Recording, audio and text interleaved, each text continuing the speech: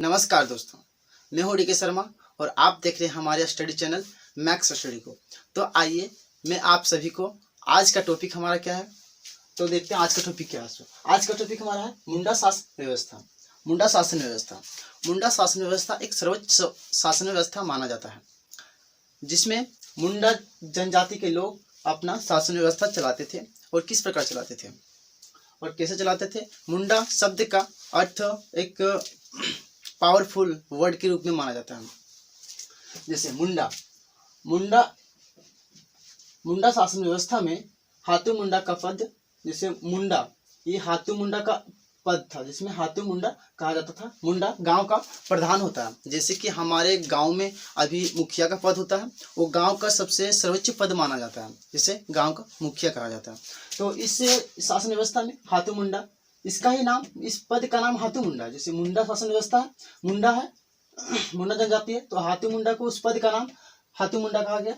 ठीक है, तो उस पद में इस सब का काम क्या होता था, जैसे मुंडाओं का कार्य होता क्या था।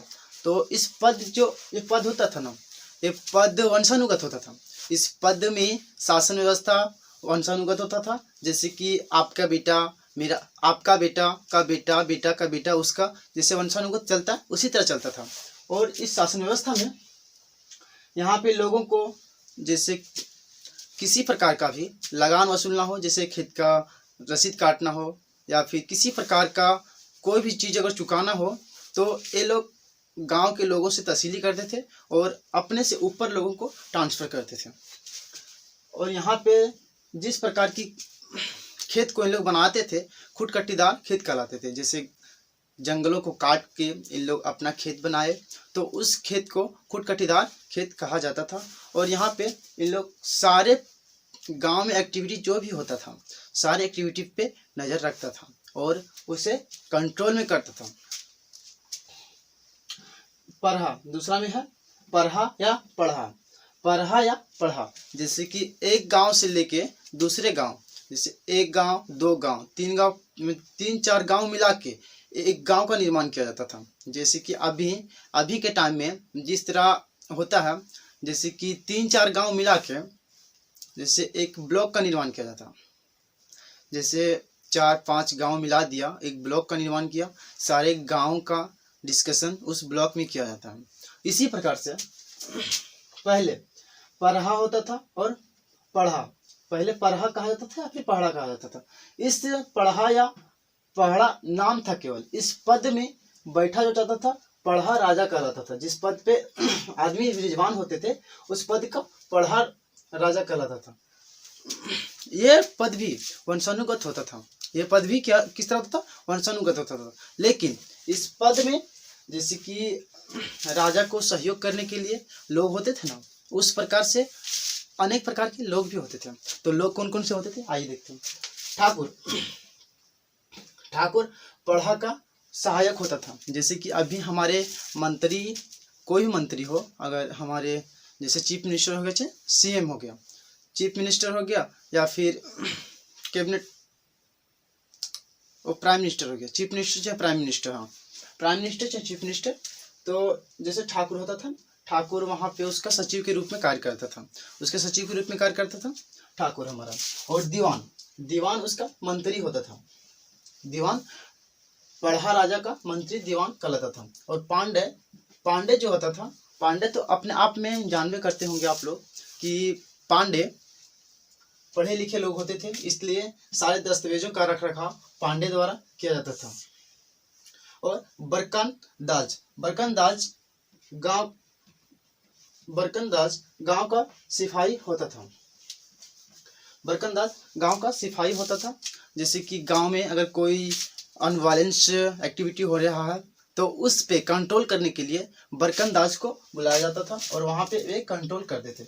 दरोगा, दरोगा जैसे कि राज दरबार में या फिर वहाँ पे किसी भी तरह का शासन व्यवस्था चल रहा है या फिर सभा चल रहा है, तो उस सभा को कंट्रोल करने के लिए, मैनेजमेंट करने के लिए, सारा कुछ इंतजाम करने के लिए दरोगा को कहा जाता था। और लाल, लाल उस सभा का वकील कहलाता था। जैसे कि किसी प्रकार का भी वहाँ कुछ हो रहा है तो उस सभा का वकील लाल कहलाता था। और अखड़ा, अखड़ा, अखड़ा क्या? अखड़ा इसे ही कहा गया है अखड़ा। जैसे 4-5 गांव मिलके जो एक ब्लॉक का निर्माण हुआ उसे ही अखाड़ा, इसी ही क्षेत्र को अखाड़ा कहा गया, इसी ही क्षेत्र को अखाड़ा कहा गया। और मानकी, इस अखाड़ा पद को ही जो सर्वोच्च पद इस पहाड़ा राजा के नाम से जाना गया, इसे ही मानकी कहा गया, इसे ही मानकी कहा गया।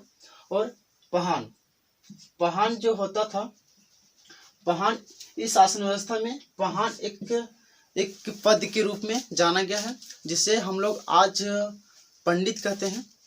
उस टाइम पहान कहा जाता था।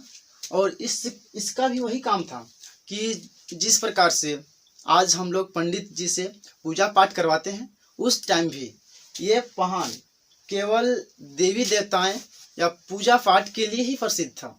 और जैसे हम लोग आज दान के रूप में उसे स्वीकार करते हैं ना, उस तरह से जो भूमि या खेत पहान को दान किया जाता था, वो भूमि या खेत पे लगान नहीं वसूला जाता था, लगान फ्री होता था। और उस पे इन लोग केवल बिंदास अपना अनाज उपजाते थे और खाते थे, किसी प्रकार का कोई टेंशन ही नहीं था। महतो, महतो बोला जाता है कि पहान का सहायक के रूप में महतो कार्य करता था। ये महतो जो होता है वो पहान के सहायक के रूप में कार्य करता था, या फिर जैसे कि पहान के सहायक के रूप में कार्य करता था, और दूसरे रूप में ये गांव के लोगों को सूचना प्रदान किया करता था। और आगे भूत खेत, भूत खेत क्या है? जैसे कि जिस खेत पे आप उपजा रहे हैं और अच्छी तरह से फसल उपज नहीं रहा, तो उस खेत पे पूजा पाठ करवा के इसे पहान को दे दिया जाता था। पहान को दे देने के कारण इस यहाँ पे उस खेत का नाम भूथा खेत माना जाता था। तो दोस्तों, अगर आप लोगों को ये वीडियो हमारा अच्छा लगा हो तो कृपया करके लाइक करें और सब्सक्राइब करें हमारे चैनल को, और नीचे एक कमेंट छोटा सा दें, जिससे मुझे मोटिवेशन मिले कि मैं अगला वीडियो बनाऊं।